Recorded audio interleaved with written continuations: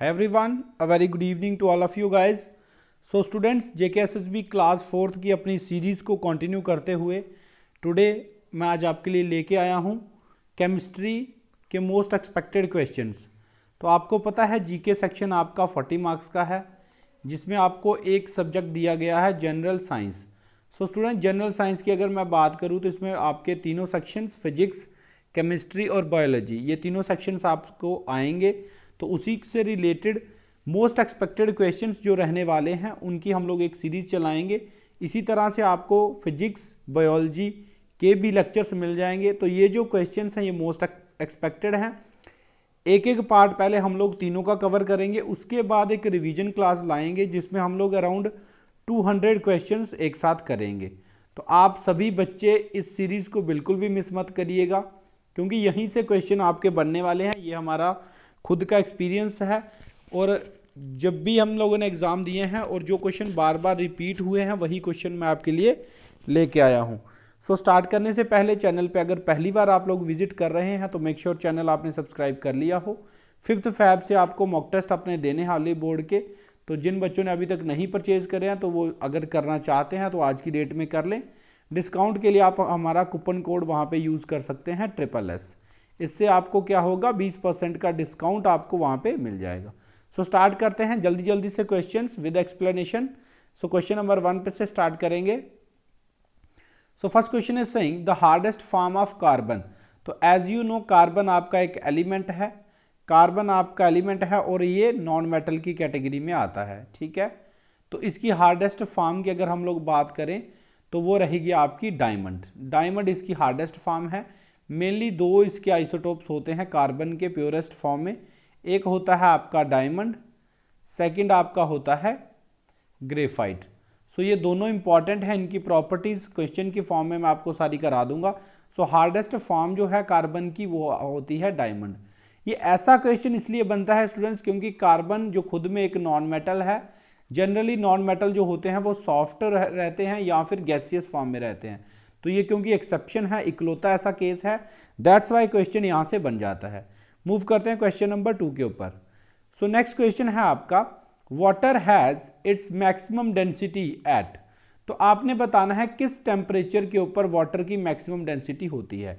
Density की अगर हम लोग बात करें तो ये होती है आपकी मास पर यूनिट वॉल्यूम, कि एक यूनिट वॉल्यूम में 1 सेंटीमीटर क्यूब में कितने केजी मास कोई चीज़ कंटेन करती है उसको बोलते हैं हम लोग उसकी डेंसिटी।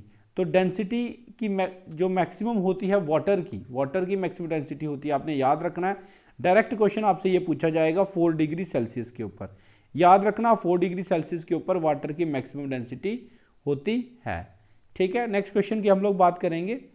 नेक्स्ट क्वेश्चन आपसे पूछा गया है, one of the techniques used for desalination of sea water. Sea water की डीसैलिनेशन करने के लिए कौन सी टेक्निक यूज की जाती है। क्वेश्चन थोड़ा सा अटपटा सा है, बट क्योंकि एनसीईआरटी में ये कॉन्सेप्ट सीधा सीधा दिया गया है, दैट्स वाई यहाँ से क्वेश्चन ये पक्का बन जाएगा। सो आंसर रहेगा इसका इवेपोरेशन। आप लोगों ने याद रखना है, सी वाटर को डीसैलिनेट करने के लिए हम लोग इवेपोरेशन की प्रोसेस को यूज करते हैं। मूव करते हैं नेक्स्ट क्वेश्चन के ऊपर। नेक्स्ट क्वेश्चन, मीथेन का क्वेश्चन काफी बार एग्जाम में देखा गया है। मीथेन गैस को किस नाम से हम लोग जानते हैं, तो याद रखना है मीथेन गैस को हम लोग मार्श गैस भी कहते हैं। क्यों? क्योंकि गोबर वगैरह से ये गैस बनाई जाती है। गोबर गैस का प्लांट हम लोग जिसको बोलते हैं, तो मार्श का मतलब होता है कीचड़, तो कीचड़ में से ये गैस बनती है, दैट्स वाई इसको हम लोग मार्श गैस कहते हैं। किसको? मीथेन को। Very very very important question, पक्का आने के चांसेस हैं, ठीक है। नेक्स्ट क्वेश्चन की बात करते हैं। ये इजी क्वेश्चन है, ये क्वेश्चन का आंसर मैं नहीं बताऊंगा, आप लोग कॉमेंट बॉक्स में वीडियो को देखते हुए इसका आंसर बताएंगे। The percentage of nitrogen in air about. तो ये आपको पता है एटमॉस्फेयर के अंदर वेरियस गैसेस आपकी प्रेजेंट है, nitrogen, oxygen, then your argon, then आपकी कार्बन डाइऑक्साइड, ठीक है, इस तरह से मैनी अदर्स। तो आपने बताना है नाइट्रोजन का कंटेंट कितना होता है, ठीक है। सिमिलरली आप लोग ऑक्सीजन का बताएंगे, नाइट्रोजन एंड ऑक्सीजन का एग्जाम में पूछा जाता है, तो ये दोनों आप लोगों ने बताने हैं। मूव करते हैं नेक्स्ट क्वेश्चन के ऊपर। नेक्स्ट क्वेश्चन आपका कह रहा है, property of metal wherein they can be beaten into shields is called. Shield की यहाँ पे आप लोग शीट्स कर लेंगे, शीट्स। तो स्टूडेंट्स मेटल्स और नॉन मेटल्स की प्रॉपर्टीज के ऊपर क्वेश्चन काफी बार पूछा जाता है। तो मेटल्स दो प्रॉपर्टीज शो करते हैं, एक की हम लोग बात करें तो मैलिएबिलिटी बोलते हैं जिसको, सेकंड हम लोग बोलते हैं डक्टिलिटी। ठीक है, ये मैं इसीलिए थोड़ा सा इसको एक्सप्लेन कर रहा हूं ताकि चीजें याद रखने में आसानी हो। तो जिस प्रॉपर्टी अकॉर्डिंग मेटल को शीट्स में, उसको जैसे आपने देखा होगा लोहे को अगर हम लोग ऊपर से हैमर से बीट करते हैं तो वो शीट्स उसकी बनना स्टार्ट हो जाती हैं। ठीक है, तो उस प्रॉपर्टी को बोला जाता है मैलिएबिलिटी। मैलिएबिलिटी बोला जाता है प्रॉपर्टी ऑफ मेटल जिसके द्वारा क्या हो सके, उनको शीट्स में कन्वर्ट किया जा सके। क्लियर। डक्टिलिटी क्या होती है आगे आने वाले क्वेश्चन में पढ़ लेंगे। Next question, yes very very important students, iron को प्रोटेक्ट करने के लिए, किससे, रस्टिंग से प्रोटेक्ट करने के लिए हम लोग वेरियस टेक्निक्स को यूज करते हैं, जिसमें एक टेक्निक का नाम होता है आपका गैल्वेनाइजेशन। इसमें करते क्या है, हम लोग जिंक की एक लेयर आयरन के ऊपर चढ़ा देते हैं, जिससे क्या होता है, रस्टिंग की प्रोसेस रुक जाती है। रस्टिंग के लिए मेनली दो चीजें चाहिए होती हैं, एक तो वाटर, सेकंड आपका ऑक्सीजन। ठीक है, वाटर और ऑक्सीजन दो चीज़ों की जरूरत होती है। आप लोगों ने देखा होगा जो भी आयरन आर्टिकल्स आपके बाहर पड़े रहते हैं घर के बाहर, जिसके ऊपर डायरेक्ट बारिश पड़ती है तो उससे क्या होता है, उसकी रस्टिंग हो जाती है। ठीक है, तो आपने याद रखना है गैल्वेनाइजेशन की प्रोसेस के अंदर होता क्या है, हम लोग जिंक के ऊपर क्या करते हैं, एक जिंक की लेयर चढ़ा देते हैं आयरन के ऊपर। क्लियर। सो ये आपने याद रखना है गैल्वेनाइजेशन। नेक्स्ट क्वेश्चन आपका आ रहा है, how many atoms are present in one molecule of ozone. Students ozone layer आप सबने सुना है, ओजोन लेयर करती क्या है, डायरेक्टली हमें सेव करती है, किससे, सन की जो अल्ट्रावायलेट रेज होती हैं उससे हमें प्रोटेक्ट करती हैं। सन की अल्ट्रावायलेट रेज से हमें प्रोटेक्ट करती है, यूवी रेज से, है ना, यूवी रेज, अल्ट्रावायलेट रेज। ठीक है, ओजोन लेयर का अगर मैं केमिकल फॉर्मूले की बात करूं तो वो होता है O3। O3 क्या होता है केमिकल फॉर्मूला। तो कितने इसमें एटम दिख रहे हैं आपको, ऑक्सीजन के 3, कितने, 3। So answer will be option number D, that is 3। तो 3 atoms are there in one molecule of ozone layer. तो ओजोन का फॉर्मूला कई बार केमिकल फॉर्मूला पेपर में आ जाता है, तो याद रखना O3 ओजोन का फॉर्मूला होता है, O2 होता है आपका ऑक्सीजन का। ठीक है, नेक्स्ट क्वेश्चन है, मेटल की ये केमिकल प्रॉपर्टी के ऊपर बेस्ड है, क्योंकि एनसीईआरटी में ये कॉन्सेप्ट दिया गया है। तो सीधा क्वेश्चन यहां से बन जाएगा, metals react with acids to give. तो एक छोटी सी एग्जांपल लेते हैं, Na ले ली मेटल, एक एसिड ले लेते हैं ज़्यादातर यूज होने वाला HCl। तो इससे होता क्या है, मेटल ज़्यादा रिएक्टिव होता है हाइड्रोजन से। तो मेटल क्या करता है, हाइड्रोजन को रिप्लेस करके खुद वहां आ जाता है और हाइड्रोजन गैस को अलग कर देता है। तो आप लोग देखो ये क्या है, दिस इज अ सॉल्ट जो हम लोग घरों में यूज करते हैं, कॉमन सॉल्ट जिसको बोलते हैं, और ये क्या है, एक gas. So answer will B, कौन सी गैस है ये, हाइड्रोजन। तो मेटल एसिड के साथ रिएक्ट करके क्या बनाते हैं, साल्ट, और गैस कौन सी रिलीज होती है, हाइड्रोजन। याद रखना क्वेश्चन यहां से ऐसा भी बन सकता है, which gas is released when metals react with acids. तो आप लोगों ने आंसर वहां पे क्या मार्क करना है आपने, हाइड्रोजन। ठीक है, नेक्स्ट बात करते हैं। So next question is saying how many groups and periods are there in the modern periodic table. तो इजी क्वेश्चन, आंसर करने की जरूरत नहीं है, आप लोग खुद आंसर करेंगे, जिनको नहीं पता वो गूगल करके इसका आंसर करेंगे। स्टूडेंट्स अगर ये सीरीज आप लोगों ने फॉलो कर ली और आप लोग देखोगे कि 40 में से 25 प्लस क्वेश्चन जो है वो जीके के इसी में सेक्शंस में से आए होंगे, क्योंकि ये एमसीक्यूज हैं, इसमें डिटेल में चीज़ें तो नहीं पढ़ा रहे, लेकिन मोस्ट एक्सपेक्टेड क्वेश्चंस पे मेहनत करके कैसे क्वेश्चन आपके एग्जाम में बन सकते हैं वो जरूर ला रहे हैं। तो इसी ये चीज़ अगर आपको अच्छी लग रही तो मैं चाहता हूँ आप सब कमेंट बॉक्स में लिखें सर मज़ा आ गया, क्योंकि और इस तरह की सीरीज़ अगर आपको चाहिए, ऐसे क्वेश्चंस आपको मल्टीपल चाहिए, तो मैं आप लोग कमेंट बॉक्स में बता दीजिएगा, मैं ज़्यादा से ज़्यादा ऐसे सेशंस लाने की कोशिश करूँगा। नेक्स्ट क्वेश्चन बात करते हैं, to convert temperature from Celsius to Kelvin scale you must. तो आपको पता है वेरियस आपके पैरामीटर्स हैं टेम्परेचर को मेज़र करने के। एक तो आपने डिग्री सेल्सियस का नाम सुना है, देन आपका केल्विन होता है, देन आपका फ़ारेनहाइट होता है। ठीक है, तो मोस्टली सेल्सियस से केल्विन को कन्वर्ट करने का तरीका होता है, जितना डिग्री सेल्सियस है, जैसे यहाँ पे 37 डिग्री सेल्सियस है, ठीक है, तो उसको अगर केल्विन में करना है तो जितना डिग्री सेल्सियस है उसको ले लेना है, ऐड कर देना है 273, तो ये आपका किस में कन्वर्ट हो जाता है, देन केल्विन। तो मैंने क्या किया, ऐड कर दिए 273 to the given temperature. Clear. Next question आपका क्या रहा है, the ability of metal to be drawn into wires. तो ये ऑलरेडी हमने बात कर ली थी, दो प्रॉपर्टीज थी आपकी, एक तो मेलिबिलिटी जिसमें हम लोग क्या करते थे, मेटल्स को शीट्स में कन्वर्ट कर सकते हैं, और डक्टिलिटी आपकी होती है जिसमें मेटल्स को वायर्स में कन्वर्ट कर सकते हैं। सोनरस का मतलब होता है स्टूडेंट, सोनरस का मतलब होता है, जैसे आप लोगों ने देखा होगा स्कूल बेल जो होती है, स्कूल की जो घंटी होती थी उसको आपने हिट किया, उसके बाद भी उसमें से साउंड जो है इस तरह की आवाज आती रहती थी, तो उस आवाज को क्या बोलते थे, स की आवाज आती से टन, ज्यादा देर तक होता रहता था, उसको सोनरस बोलते थे। ठीक है, तो ये प्रॉपर्टी शो की जाती है मेटल के द्वारा। तो इस क्वेश्चन का आंसर रहेगा option number A, that is ductility. Next question आपका क्या आ रहा है, metal can replace each other according to their. तो अभी मैंने बात करी थी कि रिएक्टिविटी वहां पे किसकी ज्यादा थी, सोडियम की, दैट्स वाई सोडियम ने क्या करा था, हाइड्रोजन को रिप्लेस करके खुद किसके साथ जुड़ गया था, क्लोरीन के साथ। तो किसके अकॉर्डिंग एक दूसरे को रिप्लेस करते हैं, याद रखना रिएक्टिविटी के हिसाब से। ठीक है, रिएक्टिविटी के हिसाब से। और सबसे ज्यादा रिएक्टिव मेटल की अगर मैं बात करूं पूरे पीरियोडिक टेबल में क्वेश्चन आ सकता है, याद रखना दैट इज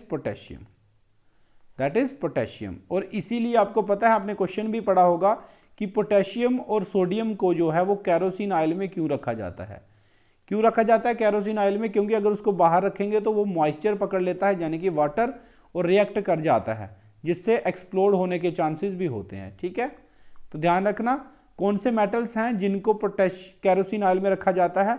एक है आपका पोटेशियम, के से डिनोट किया जाता है, सेकंड है आपका सोडियम, Na से डिनोट किया जाता है। ये करेंगे कवर आने वाले क्लासेस में। Next question is what is the chemical name of common salt that we eat. So सबको पता है NaCl यानी कि सोडियम क्लोराइड, हम लोग इसको बोलते हैं, जो हम लोग घरों में साल्ट यूज करते हैं। नेक्स्ट क्वेश्चन आपसे क्या रहा है, which of the following chemicals is used in photography. So photography में आप लोग किस केमिकल का यूज करते हैं, इंपॉर्टेंट क्वेश्चन है, एनसीईआरटी में लिखा गया पॉइंट है। सो answer will B silver bromide. तो सिल्वर ब्रोमाइड आपका यूज होता है फोटोग्राफी के अंदर। ठीक है, next question. So students, various चीजों में क्या प्रेजेंट होता है, ये क्वेश्चन आपके एग्जाम में आता है। तो लेमन में कौन सा एसिड प्रेजेंट होता है, याद रखना खट्टा होता है तो सिट्रिक एसिड प्रेजेंट होता है। लैक्टिक एसिड आपका किस में प्रेजेंट होता है, लैक्टिक एसिड आपका प्रेजेंट होता है मिल्क में। ठीक है, अब आप लोगों ने कमेंट बॉक्स में बताना है एप्पल में कौन सा एसिड होता है, पहली चीज। सेकंड आप लोगों ने बताना है टोमेटो में कौन सा एसिड होता है। ये दो आपके होमवर्क क्वेश्चन है, पेपर में क्वेश्चन यहां से भी आ सकता है। ठीक है, नेक्स्ट क्वेश्चन की बात करेंगे। नेक्स्ट क्वेश्चन आपसे कह रहा है, which of the following is known as washing soda. So washing soda इसमें से किसको बोला जाता है, आंसर रहेगा आपका सोडियम कार्बोनेट, यानी कि Na2CO3। इसके साथ आपके 10 मॉलिक्यूल्स किसके जुड़े होते हैं, वाटर के। ये इसका केमिकल फॉर्मूला है। इसके लिए एक सेपरेट मैं आपके लिए टॉपिक इसको लेके आऊंगा, यहां से क्वेश्चन ज्यादा बनते हैं। इसमें आप लोगों को केमिकल नेम्स, उनके केमिकल फॉर्मूलाज, और देन आपका उनका जो कॉमन नेम, किस नाम से हम लोग उनको जानते हैं, बड़े सारे क्वेश्चन बनते हैं, तो वो मैं आपके लिए अलग से लेके आऊंगा। नेक्स्ट क्वेश्चन की बात करें, stranger gas. So student, stranger gas हम बोलते हैं किसको, ज़ेनॉन को। क्यों, क्योंकि ये स्ट्रेंज तरीके से बिहेव करती है, बाकी गैसेस की तरह बिहेव नहीं करती।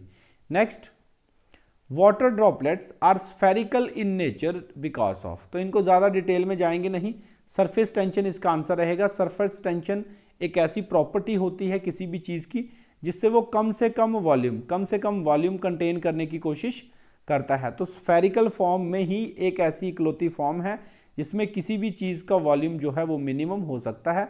दैट्स वाई आप लोगों ने देखा होगा जो वाटर ड्रॉपलेट्स होते हैं, रेन के भी, चाहे कोई भी वाटर ड्रॉपलेट्स, वो किस शेप में होते हैं, स्फेरिकल। नेक्स्ट बात करें, most electronegative element amongst the following. तो पूरे पीरियोडिक टेबल के अंदर सबसे ज्यादा इलेक्ट्रोनेगेटिव एलिमेंट आपका होता है फ्लोरीन एंड फ्लोरीन। ठीक है, next question, atomic number of an atom is equal to. याद रखना एटॉमिक नंबर किसी भी एटम का किसके बराबर होता है, नंबर ऑफ इलेक्ट्रॉन्स, या फिर आप लोग कह सकते हो नंबर ऑफ प्रोटॉन्स, क्योंकि ये दोनों किसी भी एटम के अंदर बराबर होते हैं। तो आंसर देख लेना आप, एटॉमिक नंबर, तो इसमें से आंसर आपके दो बन जाएंगे, number of electrons and number of proton, A and C दोनों राइट हैं, ठीक है, तो इसको करेक्ट कर लीजिएगा। क्लियर? तो ये होता है आपका atomic number. Next, which of the following gas is used as fire extinguisher? आपको पता है ऑक्सीजन हेल्प करती है फायर को लगाने में, और कौन इसको निगेट करेगा? That is carbon dioxide. Next question, atomic number, ये फिर से क्वेश्चन आ गया, ये इसको आप लोग आंसर करेंगे कमेंट बॉक्स में। Next question, metals that show properties of both metals and non metals are called? तो आपको पता है मेटल और नॉन मेटल में कैटेगराइज किया जाता है बेसिकली पूरे एलिमेंट्स को। अब कुछ ऐसे होते हैं दोनों की प्रॉपर्टीज को शो कर जाते हैं, उनको हम लोग बोलते हैं मेटलॉइड्स, ठीक है। Next question, brass, brass is an alloy of, alloy का मतलब होता है जब वेरियस एलिमेंट्स को जोड़ के किसी कोई सुटेबल चीज बनाई जाती है उसको हम लोग बोलते हैं एलॉय। तो ब्रास किस किस का एलॉय होता है? कॉपर एंड जिंक का, कॉपर एंड जिंक का एलॉय होता है brass. Next question, the process of conversion from solid to gas directly, solid से आपको पता है जनरली चीजें सॉलिड से किस में जाती हैं? लिक्विड में फॉर्म में, बट अगर कोई चीज डायरेक्ट चली जाए तो उसको हम लोग बोलते हैं आपकी सब्लिमेशन। इसके एग्जाम्पल के तौर पे आप लोगों ने फिनाइल की गोलियां देखी होंगी, ठीक है, वो जो राउंड इन शेप होती हैं वो कभी भी आपको लिक्विड फॉर्म में नहीं दिखेंगी, ठीक है। डायरेक्ट क्या होता है, वो खत्म होना स्टार्ट हो जाती है, मतलब गैस में कन्वर्ट हो जाती हैं, ठीक है। Next question, which of the following use to produce artificial rain, artificial rain produce करने के लिए इनमें से क्या यूज होता है? ये क्वेश्चन आपके होमवर्क में रहेगा, आप लोग इसको गूगल करेंगे अगर नहीं पता होगा, और आंसर आप लोग कमेंट बॉक्स में बताएंगे। यहां से एक इंपॉर्टेंट क्वेश्चन आपका निकल के आएगा स्टूडेंट्स, ड्राई आइस, इसको नोटबुक पे लिख लेना, 200% चांस है इस क्वेश्चन के आने के।